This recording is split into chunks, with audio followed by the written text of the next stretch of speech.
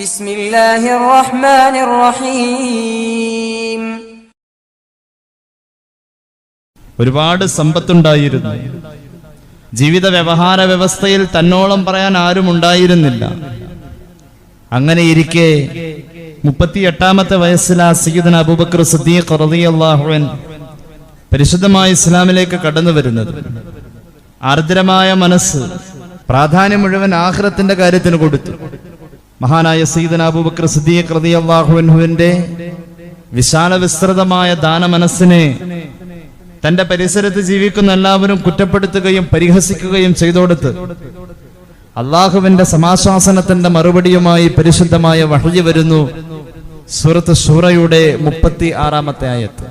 മഹാനവറുകൾ നശ്വരമായ ഈ ലോകത്തിന്റെ താൽക്കാലികതയിൽ തനിക്ക് അള്ളാഹു ഏൽപ്പിച്ചു കൊടുത്ത തന്നെ പ്രതിനിധിയായി നിശ്ചയിച്ച ഈ ദുനിയാവിന്റെ വിഭവങ്ങൾ ആഖിറത്തിന്റെ ശാശ്വതമായ സൗഭാഗ്യങ്ങളിലേക്ക് വേണ്ടി മാറ്റിവെച്ചതിനെ അള്ളാഹു അങ്ങനെ തന്നെ വരച്ച് കാണിച്ചു.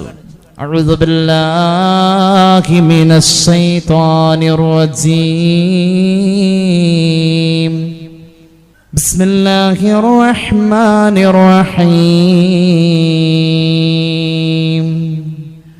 ഫമാ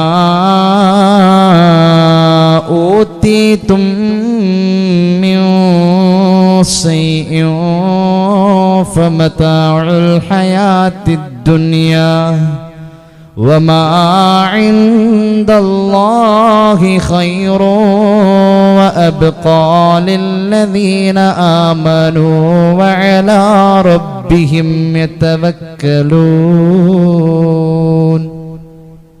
ഈ ആയത്തെ രണ്ട് കാര്യങ്ങളാണ് നമ്മെ പഠിപ്പിച്ചു തരുന്നത്. ഉള്ളറിഞ്ഞ ഈമാൻ, അല്ലാഹു തൗഫീഖ് ചെയ്യട്ടെ. രണ്ടാമത്തേത് തവക്കുൽ. യഖീനും തവക്കുലും ഒരു സത്യവിശ്വാസിയുടെ ഹൃദയാന്തരങ്ങളിൽ അനിവാര്യമായി ഉണ്ടാവണം. തവക്കുൽ ഉണ്ടാകുന്നോടത്താ നമുക്ക് ഈമാനിനെ നിലനിർത്താൻ കഴിയാം. അല്ലെങ്കിൽ പലപ്പോഴും നമ്മൾ പിന്നോട്ട് പോകും. ഈമാനിനെ പരീക്ഷിച്ച ചരിത്രങ്ങൾ മുഴുവനും തവക്കുലിന്റെ സുദൃഢതയെയും കാണിച്ചു തന്നു. ഇബ്രാഹിം നബി അലൈഹിസ്സലാത്തു വസ്സലാമിനെ തീക്കുണ്ടാരത്തിലേക്ക് വലിച്ചെറിയപ്പെടുന്നോടത്ത് ഏറ്റവും വലിയ തവക്കുൽ നമുക്ക് കാണാം. അന്തരീക്ഷത്തിലൂടെ അങ്ങനെ പറന്നു പോവാ. മഹാനവറുകളെ അത്രയ്ക്കും ശക്തമായ നിലക്ക് വലിച്ചെറിയാണ്. പറന്നു പോകുമ്പോൾ ഉച്ചരിച്ച വാക്ക് പോലും അന്ന് വരെ ഒരു പ്രവാചകൻ പോലും പറയാത്ത വാക്കാണെന്ന് ഇമാം ഇബ്നു കസീർ തന്റെ ഖസസിലും അൽ ബിദായയിലും ഒക്കെ രേഖപ്പെടുത്തുന്നത് കാണാം. ഹസ്ബുനല്ലാഹു വനിഅമൽ വക്കീൽ. തവക്കുലിന്റെ ഏറ്റവും വലിയ വാക്ക്. നമുക്ക് അനിവാര്യമായി ജീവിതത്തിൽ കൊണ്ടു നടക്കേണ്ട പ്രതിസന്ധികളെ പുഞ്ചിരിയോടുകൂടെ നമുക്ക് വരവേൽക്കാൻ ഈ തവക്കുൽ വേണം. സിദ്ദീഖ് തങ്ങളുടെ ജീവിതത്തെ ഖുർആൻ വരച്ചു കാണിച്ചു കൊടുത്ത് ആയത്ത് അവസാനിക്കുന്നത് വഅലാ റബ്ബിഹിം യതവക്കലൂൻ എന്നാണ്. സത്യവിശ്വാസിയുടെ ഏറ്റവും വലിയ മഹിമ അള്ളാഹിനെ ഏൽപ്പിച്ചിട്ട് മുന്നോട്ട് നടക്കാം. അള്ളാഹുവിനെ ഏൽപ്പിച്ചിട്ട് ജീവിതത്തിൽ മുന്നോട്ടുള്ള സഞ്ചാരങ്ങൾ തുടരുക. ഫമാ ഊതീതും നിങ്ങൾക്ക് ഈ ലോകത്തെ എന്തെങ്കിലും ഉണ്ടെന്ന് പറയാൻ പറ്റുന്ന എന്തെങ്കിലും ഉണ്ടെങ്കിൽ അത് പണമാവാം, സ്വാധീനമാകാം, ബന്ധങ്ങളാവാം, അധികാരമാകാം, സ്ഥാനങ്ങളാവാം, എല്ലാം എല്ലാം അതെന്താണെന്ന് അറിയോ? ഫമതാഉൽ ഹയാത്തിദ് ദുനിയാ. ഇവിടെ ജീവിച്ചു പോകാനുള്ള താൽക്കാലിക സുഖങ്ങളാണ്. എന്നാൽ വമാ ഇൻദല്ലാഹി ഖൈറു വഅബ്ഖാ ലില്ലദീന ആമനൂ. അല്ലാഹുവിന്റെ അടുക്കൽ അല്ലാഹു വെച്ചിരിക്കുന്നത് സത്യവിശ്വാസികൾക്ക് എന്നും ശാശ്വതമായി അനുഭവിക്കാനുള്ള സുഖങ്ങളും സന്തോഷങ്ങളുമാണെന്ന് ഖുർആൻ. അല്ലാഹു അതിലേക്ക് നമ്മെ എത്തിച്ചു തരുമാറാവട്ടെ. മഹാന്മാരുടെ ചിന്തകൾ മുഴുവനും അങ്ങനെയായിരുന്നു.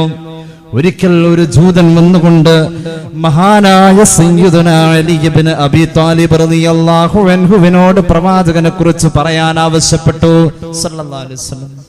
അങ്ങനെ ഉണ്ടല്ലോ നേതാവിനെ കുറിച്ച്. ഏത് നേതാവ് പരിശുദ്ധ ഖുർആൻ വരച്ചു കാണിച്ച ഈ സുഹൃദിന്റെ ആശയത്തെ തന്റെ ജീവിത തലങ്ങൾ കൊണ്ട് പ്രപഞ്ചത്തിന് പരിചയപ്പെടുത്തി കൊടുത്ത നേതാവ് നബി മുഹമ്മദ് മുസ്തഫ സല്ലല്ലാഹു അലൈഹി വസല്ലമ തങ്ങളെ കുറിച്ചൊന്ന് പറയുമോ അലി സിഫ്ലി മുഹമ്മദ സല്ലല്ലാഹു അലൈഹി വസല്ലം, മുഹമ്മദ് നബിയെ ഒന്ന് വർണ്ണിച്ചു തരുമോ? സയ്യിദന അലി റളിയല്ലാഹു അൻഹു ആ ചോദ്യത്തിന് ഉത്തരമായി ഒരു ഉപചോദ്യമാ അങ്ങോട്ട് കൊടുത്തത്. സിഫ്ലി ദുനിയാ, ഈ ദുനിയാവ് എങ്ങനെയാണെന്ന് നിനക്കൊന്ന് പറയാൻ പറ്റുമോ? ആ ജൂതൻ പറഞ്ഞു, കൈഫ അസിഫു ലക ഇന്ന ദുനിയാ അലീം, ഞാൻ എങ്ങനെ നിനക്ക് വർണ്ണിച്ചു തരും? ഈ ലോകം എത്ര വിശാലം, ഈ ലോകം എത്ര അവാച്യം, ഈ ലോകം എത്ര അവർണ്ണനീയം, ഈ ലോകത്തിന്റെ പ്രകൃതിയുടെ വശ്യമനോഹരമായ കാഴ്ചകൾ എത്ര മനോഹരമായി നമ്മുടെ മനതകം തിങ്ങി നിൽക്കുന്നു. വർണ്ണിക്കാനാവതല്ല ഈ ലോകം, അത്ര അവാച്യമായ വർണ്ണനകൾ. ജൂത സഹോദരനോട് പ്രാമാണികമായ ഒരു മറുപടി സയ്യിദന അലി റളിയല്ലാഹു അൻഹു പറയാ. എന്നാൽ സഹോദര, നിനക്ക് വിവരിക്കാൻ കഴിയാത്ത, വർണ്ണിക്കാൻ കഴിയാത്ത ഈ ലോകത്തിന്റെ അലങ്കാരത്തെ കുറിച്ച് പ്രപഞ്ച സൃഷ്ടാവായ തമ്പുരാൻ പറഞ്ഞത് ഖുൽ മതാഉദ് ദുനിയാ ഖലീൽ. ഖലീൽ എന്ന പദമാണ്. ഖലീൽ എന്ന് പറഞ്ഞാൽ അല്പം. പ്രൗഢമായി നീ കണ്ടത് മുഴുവൻ അല്പമാണെന്ന ഇത് പടച്ച തമ്പുരാൻ രേഖപ്പെടുത്തിയത്, ആ തമ്പുരാൻ മുദ്രകുത്തിയത് അങ്ങനെയാണ്. എന്നാൽ മുഹമ്മദ് നബിയുടെ ജീവിതം സല്ലല്ലാഹു അലൈഹി വസല്ലം അല്ലാഹു വർണ്ണിച്ച വാക്കോ വ ഇന്നക ലഅലാ ഖുലുഖിൻ അദീം. വലുത് എന്ന് പറഞ്ഞത് മുഹമ്മദ് നബി സല്ലല്ലാഹു അലൈഹി വസല്ലം തങ്ങളുടെ ജീവിത വിശുദ്ധിയും ജീവിത രീതികളുമാണ്. ഈ ലോകത്തെ വർണ്ണിക്കാൻ വാക്കുകൾ കണ്ടെത്തിയാലും സത്യവിശ്വാസത്തിൽ അധിഷ്ഠിതമായ നല്ലൊരു മനുഷ്യന്റെ ജീവിതത്തെ വർണ്ണിക്കാനാവതല്ലെന്ന് സയ്യിദുനാ അലി റളിയല്ലാഹു അൻഹു. അവരുടെ ചിന്തകൾ നമുക്ക് കണ്ടെത്താൻ കഴിയുന്നതല്ല. ആ ഒരു ചിന്തയിലേക്കൊന്ന് നമുക്ക് നീങ്ങണം, നമുക്കതിലേക്കൊന്ന് ഇഴയണം. അല്ലാഹു അനുഗ്രഹിക്കുമാറാവട്ടെ.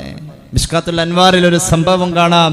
സയ്യിദന ഉമർ ഇബ്നുൽ ഖത്താബ് റളിയല്ലാഹു അൻഹു ഭരണമേറ്റെടുത്ത കാലഘട്ടത്തിൽ മഹാനവറുകളുടെ പൊന്നുമോൻ അബ്ദുല്ലാഹി എന്നവരെ എഴുത്ത് പഠിക്കാനും ഹദീസുകൾ കൂടുതൽ ഗാഢമായി ഇറങ്ങിച്ചെന്ന് പഠിക്കാനും വേണ്ടി ഒരു ഓത്ത് പള്ളിയിൽ ചേർക്കുന്ന സംഭവത്തെ കുറിച്ച് മഹാന്മാർ ഉദ്ധരിക്കുന്നത് കാണാം.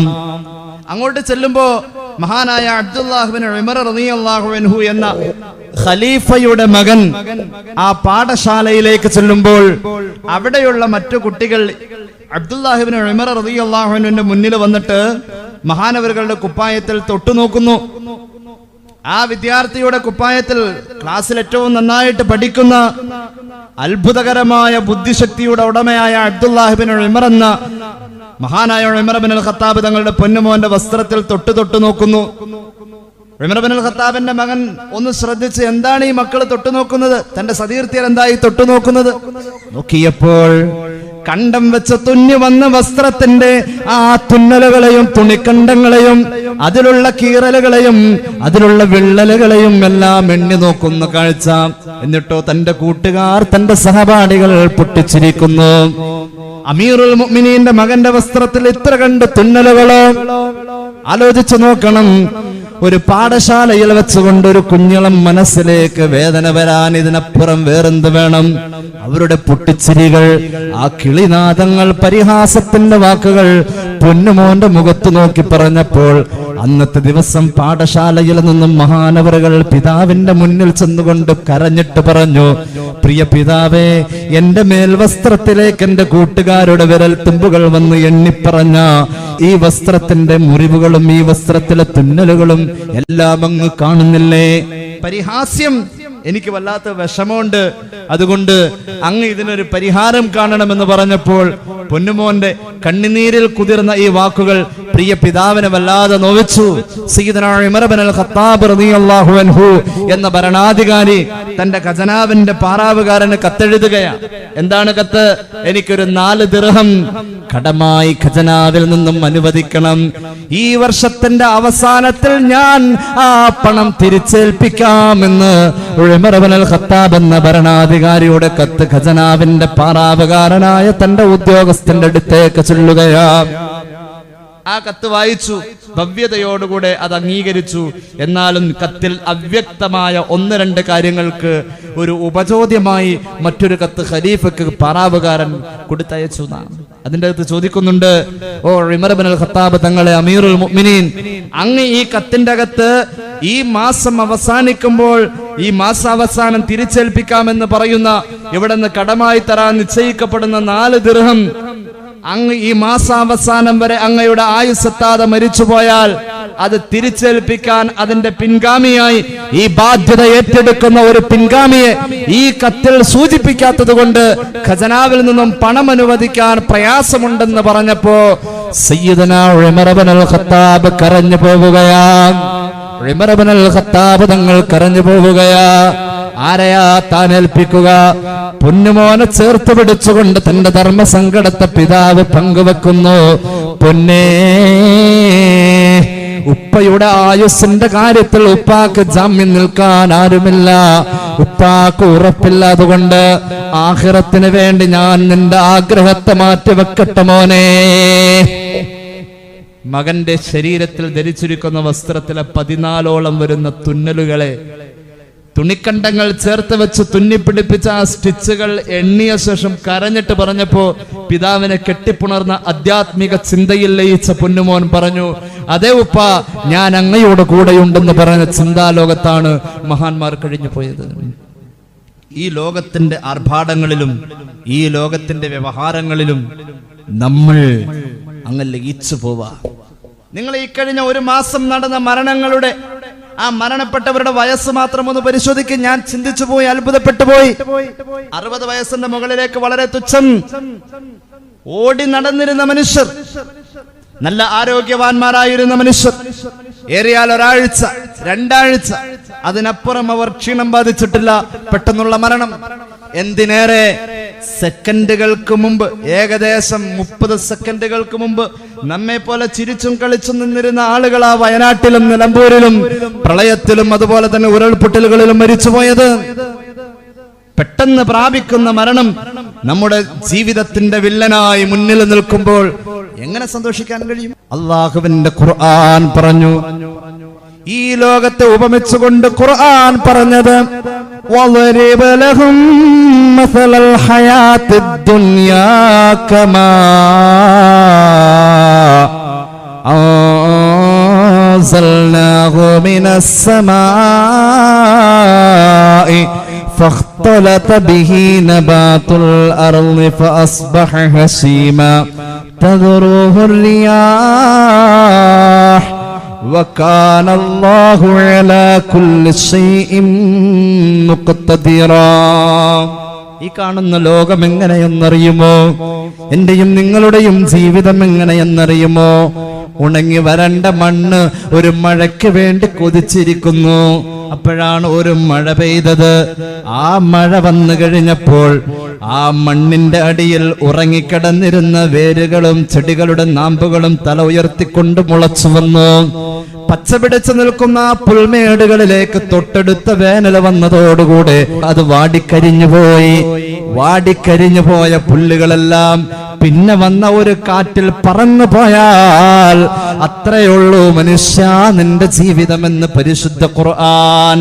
നാം പ്രൗഢി നടിക്കുന്ന നമ്മുടെ മക്കൾ, നാം അഹങ്കാരം കാണിക്കുന്ന നമ്മുടെ സമ്പത്ത്, ഖുർആൻ പറയുന്നു, അൽ മാലു വൽ ബനൂന സീനത്തുൽ ഹയാത്തിദ് ദുനിയ വൽ ബാഖിയാത്തുസ് സാലിഹാതു ഖൈറുൻ ഇൻദ റബ്ബിക സവാബൻ വ ഖൈറുൻ അമലാ. നാളേക്ക് എന്തെങ്കിലും ഉണ്ടാക്കി വെച്ചിട്ടുണ്ടെങ്കിൽ അത് കാണാം. ഈ കാണുന്ന മക്കളും പ്രൗഢമായ ജീവിതത്തിന്റെ അലങ്കാരങ്ങളും താൽക്കാലികം നമ്മുടെ കണ്ണിന്റെ ചില കുളിർമകൾ മാത്രമാണെന്ന് ഖുർആൻ. ഈ ഒരു ബോധം ഓരോ ദിവസവും നമ്മളിൽ ഇല്ലാതെ പോകുന്നു എന്നതാണ് വസ്തുത. സയ്യിദുനാ ജിബ്രീൽ അലൈഹിസ്സലാം അല്ലാഹുവിന്റെ ഹബീബിന്റെ മുന്നിലേക്ക് വരികയാണ്. സഹാബത്തെല്ലാവരും ജിബ്രീലിനെ ആ വേഷഭൂഷാദിയിൽ മുമ്പ് കണ്ടിട്ടില്ല. ജിബ്രീൽ അലൈഹിസ്സലാം അല്ലാഹുവിന്റെ ഹബീബിന്റെ മുന്നിൽ വേഷപ്രച്ഛന്നനായി വരുമ്പോൾ സഹാബി നിബിഡമായ സദസ്സിന്റെ അകത്ത് മഹാനായ സയ്യിദുനാ ജാബിർ ഇബ്നു അബ്ദുല്ലാഹി റളിയല്ലാഹു അൻഹു ഉണ്ട്. ആഗതന്റെ വരവും ചലനവും നിശ്ചലനവുമെല്ലാം സശ്രദ്ധം കണ്ടുകൊണ്ടിരിക്കുന്ന ജാബിർ തങ്ങൾ പറയാണ്, ആഗതൻ വന്നു, ഹബീബായ പ്രവാചകന്റെ മുന്നിലേക്ക് കടന്നു വന്നു. ആദരവിൽ പ്രവാചകൻ സല്ലല്ലാഹു അലൈഹി വസല്ലമ തങ്ങൾക്ക് അഭിവാദ്യമർപ്പിച്ചു. അസ്സലാത്തു വസ്സലാമു അലൈക യാ റസൂലല്ലാഹ്. എത്ര മനോഹരമായ വാക്കുകൾ! അഭിവാദ്യത്തിന്റെ എല്ലാ അദബുകളും പാലിച്ചുകൊണ്ട് പ്രവാചക സന്നിധാനത്തിൽ ആഗതൻ വന്നു. എന്തോ ഒന്ന് അർത്ഥിച്ചു വന്ന പോലെ, എന്തോ ഒന്ന് തേടി വന്ന പോലെ പുണ്യനബിയുടെ മുന്നിൽ വന്നുകൊണ്ട് ആഗതൻ ഒരു അപരിചിതനെ പോലെ വന്നിരുന്നു. എന്നിട്ട് ചോദിക്കാൻ തുടങ്ങുകയാ ഒരു വിദ്യാർത്ഥിയുടെ മനസ്സുമായി. അല്ലാഹുവിന്റെ ഹബീബ് സല്ലല്ലാഹു അലൈഹി വസല്ലമ തങ്ങളുടെ മുന്നിൽ വന്ന ആ മനുഷ്യന്റെ മുഖത്തേക്ക് ഞാനൊന്ന് നോക്കിയപ്പോൾ ആ മനുഷ്യന്റെ മുഖം എത്ര ഭംഗിയാ! അബിയുൽ വജ്ഹ് എന്നാണ് പറഞ്ഞത്. നല്ല വെളുത്ത മുഖം, നല്ല പ്രകാശമുള്ള മുഖം, അദ്ദേഹത്തിന്റെ രൂപം, അദ്ദേഹത്തിന്റെ വസ്ത്രം, ശുഭവസ്ത്രധാരിയാണ്. ആ മനുഷ്യൻ വന്നുകൊണ്ട് ചോദിക്കുകയാ, നബിയെ എനിക്ക് ചോദിക്കാനുണ്ട്, 7 ചോദ്യങ്ങൾ ചോദിക്കാനുണ്ട്. ഒന്നാമത് ചോദിക്കട്ടെ, മദ്ദുനിയാ യാ റസൂലല്ലാഹ്, ഈ ദുനിയാവ് എന്താണ് നബിയെ? ഈ ദുനിയാവ് എന്താ? ഈ ദുനിയാവിനെ കുറിച്ച് പറയാൻ പറ്റുന്ന ഏറ്റവും സരളവും ലളിതവും ചിന്തനീയവുമായ ആ വാക്കെന്താ നബിയെ? അങ്ങയുടെ മറുപടി. അല്ലാഹുവിന്റെ ഹബീബ് സല്ലല്ലാഹു അലൈഹി വസല്ലം തങ്ങള് കൊടുത്ത മറുപടി, കഹുൽ മിൻ നായിം, ഉറങ്ങുന്നവന്റെ സ്വപ്നം അതുപോലെയാ ഈ ലോകമെന്ന് മുഹമ്മദ് മുസ്തഫ. സ്വപ്നത്തിൽ നമുക്ക് വേണേ ഇന്ത്യയുടെ പ്രധാനമന്ത്രിയാവാം, പക്ഷെ നേരം വെളുത്താൽ അത് കണ്ടുകൊള്ളണമെന്നില്ല. സ്വപ്നത്തിൽ എന്തുമാവാം. സ്വപ്നം നൈമഷികം, സ്വപ്നം കുറച്ച് നേരത്തേക്ക് മാത്രം നമുക്ക് അനുഭവിക്കാൻ കഴിയുന്ന ഒരു സുഖം, അത്രേ ഉള്ളൂ ഈ ലോകത്തെ ജീവിതത്തെ കുറിച്ച് എന്റെ കാഴ്ചപ്പാടെന്ന് മുഹമ്മദ് മുസ്തഫ സല്ലല്ലാഹു അലൈഹി വസല്ലം. രണ്ടാമത്തെ ചോദ്യം, വമല്ലാഹിറ, നബിയേ പരലോകമെന്താ ഒന്ന് പറയുമോ? അല്ലാഹുവിന്റെ ഹബീബ് പരലോകത്തെ കുറിച്ച് പറഞ്ഞത്, ഫരീഖോ ഫിൽ ജന്ന വഫരീഖോ ഫിസ്സഈർ, ഒരു വിഭാഗം സ്വർഗത്തിലേക്ക് പോകട്ടെ, ഒരു വിഭാഗം നരകത്തിലേക്ക് പോകട്ടെ. ഈ ആലോചന വിപ്ലവത്തിലാവട്ടെ, ഒരു ആധ്യാത്മിക ചിന്തയിൽ കഴിയുന്നവൻ അല്ലാഹു നമ്മെ അനുഗ്രഹിക്കുമാറാവട്ടെ. ആഖിറമെന്ന് പറഞ്ഞാൽ ഒരു വിഭാഗത്തെ സ്വർഗത്തിലേക്ക് പറഞ്ഞയക്കുന്ന രംഗം, അതേസമയം തന്നെ മറ്റൊരു വിഭാഗത്തെ നരകത്തിലേക്കായി മാറ്റി നിർത്തപ്പെടുന്ന സമയം. ഇതാണ് ആഖിറമെന്ന് മുഹമ്മദ് നബി സല്ലല്ലാഹു അലൈഹി വസല്ലം. മൂന്നാമത്തെ ചോദ്യം, ഫമൽ ജന്ന, എന്നാൽ നബിയേ സല്ലല്ലാഹു അലൈഹി വസല്ലം സ്വർഗം എന്താ പറഞ്ഞു തരുമോ? അല്ലാഹുവിന്റെ ഹബീബ് പഠിപ്പിച്ചു, ബദലുദ് ദുനിയാ ലിതാരികിഹാ, ഈ ദുനിയാവിന്റെ സുഖാസ്വാദനങ്ങൾക്ക് വില വെക്കാതെ ജീവിച്ച, അതെല്ലാം ഉപേക്ഷിച്ച് ജീവിക്കുന്നവന് പകരം അല്ലാഹു കൊടുക്കുന്ന ലോകമാണ് സ്വർഗമെന്ന് മുഹമ്മദ് മുസ്തഫ. ആഗതന്റെ ചോദ്യം, ഫഇന്ന സമനൽ ജന്നത്തി തർക്കുദ് ദുനിയാ, സ്വർഗമെന്ന് പറഞ്ഞാൽ ദുനിയാവിനെ ഉപേക്ഷിക്കുക എന്നാണ് എങ്കിൽ നബിയെ നാലാമത് ഞാൻ ചോദിക്കട്ടെ, ഫമാ ജഹന്നമു യാ റസൂലല്ലാഹ്, നബിയെ നരകമെന്ന് പറഞ്ഞാൽ എന്താ?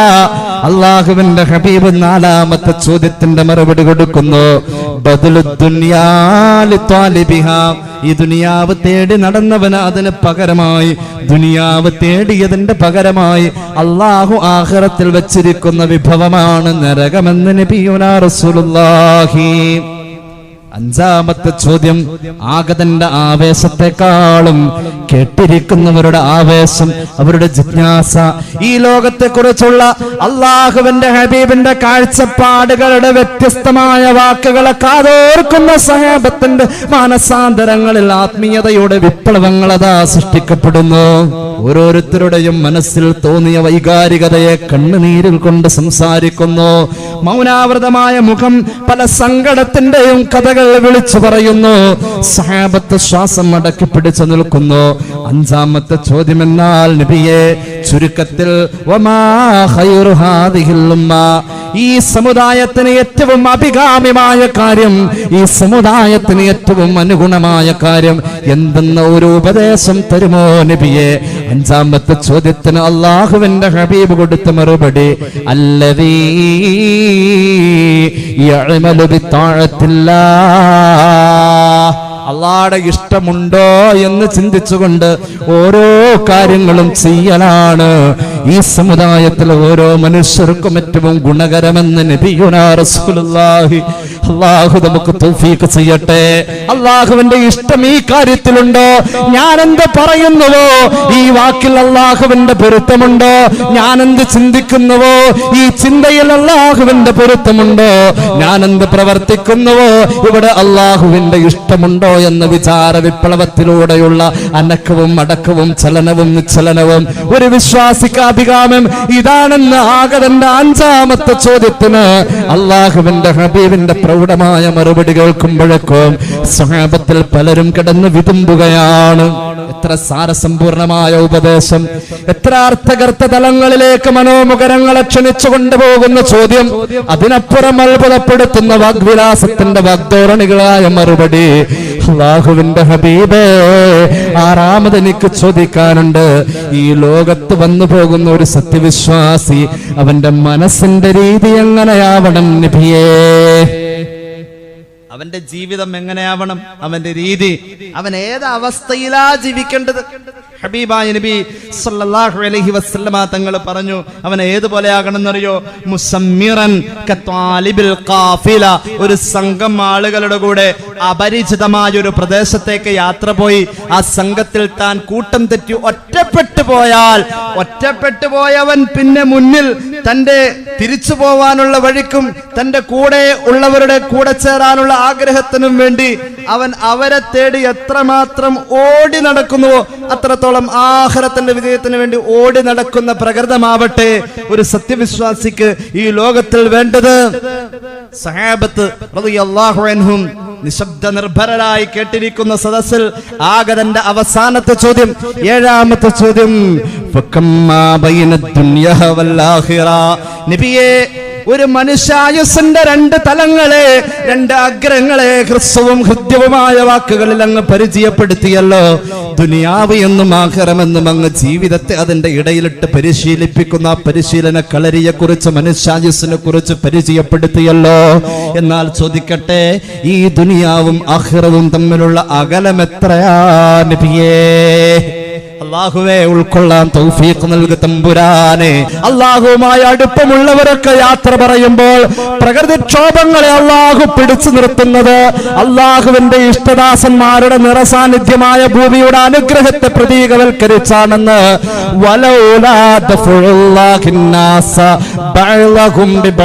പരിശുദ്ധ ഖുർആൻ. അവരൊക്കെ യാത്ര പറയുന്ന ലോകത്ത് ഇനി പ്രതീക്ഷിക്കുന്ന പ്രളയത്തിന്റെ കെടുതി ഇന്നലെ കണ്ടതല്ലടോ, ഇനി പ്രതീക്ഷിക്കുന്ന കൊടുങ്കാറ്റിന്റെ ശക്തി ഇന്നലെ കണ്ടതല്ല. പത്രങ്ങളിലെ അക്ഷരക്കൂട്ടങ്ങൾക്ക് നിരത്താനാവാത്ത വാഗ്ദോരണികൾ കൊണ്ട് മലയാള ഭാഷയിൽ അമ്മാനമാടുന്നവന്റെ വാക്കുകൾക്ക് വഴങ്ങാത്ത ആഴത്തിലുള്ള, നമുക്കാർക്കും കണക്കുകൾ കണ്ടെത്താൻ കഴിയാത്ത ദുരിതങ്ങളും ദുരന്തങ്ങളും പ്രകൃതിക്ഷോഭങ്ങളുമെല്ലാം പ്രതീക്ഷിക്കാനുള്ള ഭാവിയിൽ നമ്മുടെ മനസ്സിൽ മാറ്റം വരുത്തട്ടെ. ആഗതന്റെ ഏഴാമത്തെ ചോദ്യം, നബിയേ, ഈ ദുനിയാവും ആഖിറവും തമ്മിലുള്ള അന്തരമെന്ന് പറയുമോ എന്ന് ചോദിച്ചോടത്ത് അല്ലാഹുവിന്റെ റസൂൽ പറഞ്ഞ മറുപടി ഉണ്ടല്ലോ, ഒരു കണ്ണ് അടഞ്ഞു തുറക്കുന്ന നേരമാ ഒരു മനുഷ്യന് ദുനിയാവിൽ നിന്നും ആഖിറത്തിലേക്ക് പറക്കാനുള്ള സമയമെന്ന്. അങ്ങനെ എത്തിപ്പെടുന്നോടത്ത് ഫരീഖും ഫിൽ ജന്ന വഫരീഖും ഫിസ് സഈർ, സ്വർഗാവകാശിയാണോ നരകാവകാശിയാണോ എന്നതിനെ കുറിച്ചുള്ള ആലോചനയില്ലാത്തവൻ അവിടെ എത്തിയാൽ അല്ലാഹു നമ്മെ കാത്തുരക്ഷിക്കട്ടെ. ഒരു കണ്ണ് ചിമ്മുന്ന നേരം മതി ഒരാൾക്ക് ഈ ലോകത്ത് നിന്നും അടുത്ത ലോകത്തേക്ക് പറക്കാനുള്ള സമയമെന്ന് നബിയുനാ റസൂലുള്ളാഹി. അല്ലേ, അസ്ർ നിസ്കരിച്ചു കഴിഞ്ഞപ്പോഴാ മരിച്ചത്.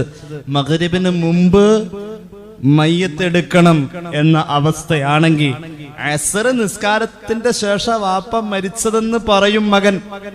10 മിനിറ്റ് കഴിഞ്ഞ ആ മകന്റെ വായിൽ പിന്നെ വാപ്പ എന്നല്ല പറയാ, മയ്യത്തെടുക്കാൻ സമയമായിട്ടോന്നാ പറയാ.